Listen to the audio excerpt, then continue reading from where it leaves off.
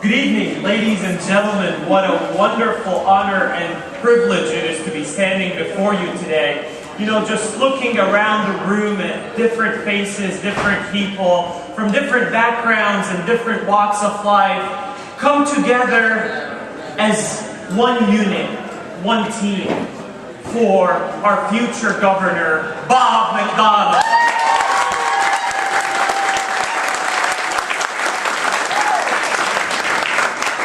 Bob, it's been an honor to serve as your surrogate and as a role model and example of what many Republicans should be. Thank you for all you do for our Commonwealth.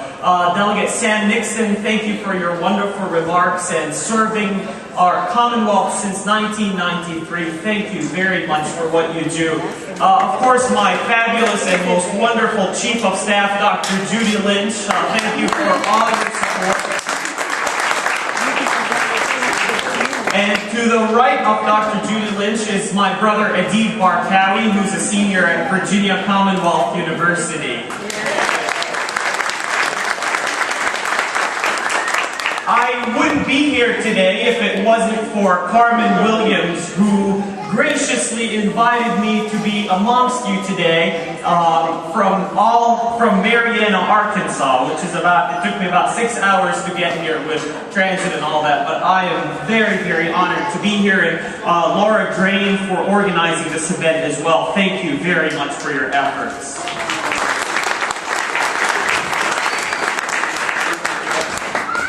You know, 233 years ago, our founding fathers signed the declaration that allows us to stand here today. They signed the Declaration of Independence knowing full well that at the heart of their decision is torture if they were captured. We are here to realize their dream. The dream that all men and women are created equal and have the right to life, liberty, and the pursuit of happiness.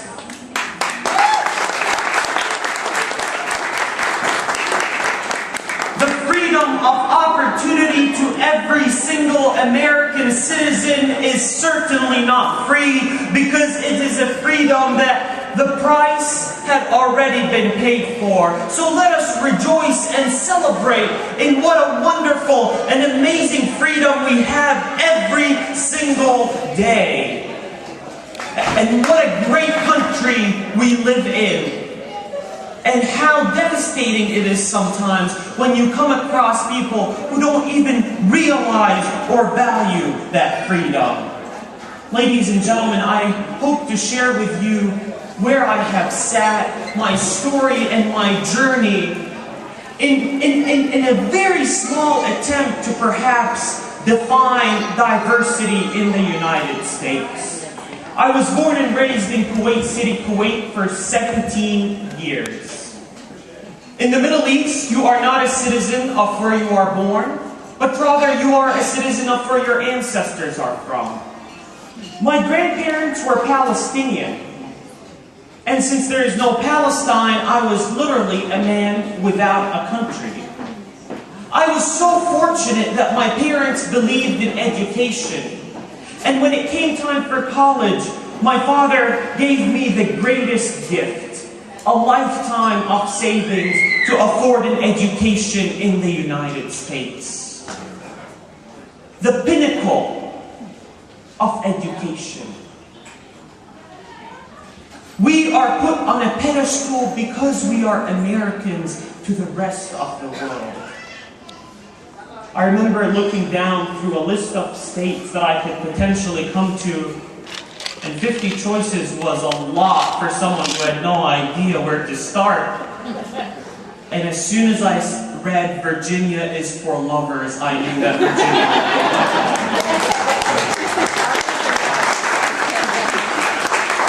And in all honesty, that hasn't happened quite yet, but I'm still. But then I had to choose a college to come to.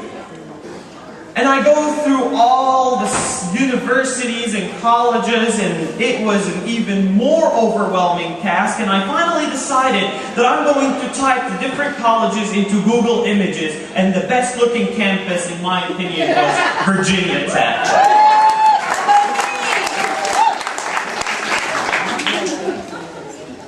I remember landing in Dulles International Airport, blown away by things that I was just never exposed to before. Farms, cattle, and I really enjoyed the drive from Washington, D.C. to Blacksburg, and I remember the GPS system in the middle of the drill field said, "You have arrived." And I'm looking around, you know, I thought it would be a building of some sort, so I stopped the pedestrian and said, "Excuse me, sir, do you know where Virginia Tech is?" He looks at me, "This is Virginia Tech." I was overwhelmed by how massive that campus was. In fact, I even got more nervous the next day when our orientation leader said, "Virginia Tech has 27,000 students." This is for someone who came from a country the size of Rhode Island, with about 1.5 million people. So 27,000 is a significant amount of people. And I was thinking to myself, how in the world will I be able to distinguish myself? Until I saw a man walking in what I thought was the best looking uniform. I go up to him and say, "Excuse me, sir, how do I become like you?" He looks at me like no one had asked him that question before. But then he says the most impressive answer I have ever heard. "We are the Virginia Tech Corps of Cadets. We develop and graduate leaders of exemplary character, who are imbued with the concept of selfless service and are willing to serve the nation and the Commonwealth, whether in or out of uniform, for a lifetime." I said, "Show me the dotted line." It was my second week in the United States of America, and I had just signed up to be part of one of the senior military institutions in the United States. I had no perception of what military training could possibly be like. I watched my head being shaved and had no family to farewell. And I still remember when I first heard the command, "On your face," I stuck my cheek on the floor when everyone else got in a push-up position. That's when I realized that I had no clue what a push-up looked like. It's 140 degrees on an average summer day in Kuwait. And exercising was definitely not on my to-do list. But I managed to do half a sit-up and ran my first mile and a half in what remains a record of 18 minutes and 49 seconds before I woke up in the hospital. I remember waking up and the doctor is trying to see whether I'm conscious or not, and he says, "Who is the president of the university?" And I said, "George W. Bush." They had to run an MRI scan just to make sure that everything was all right.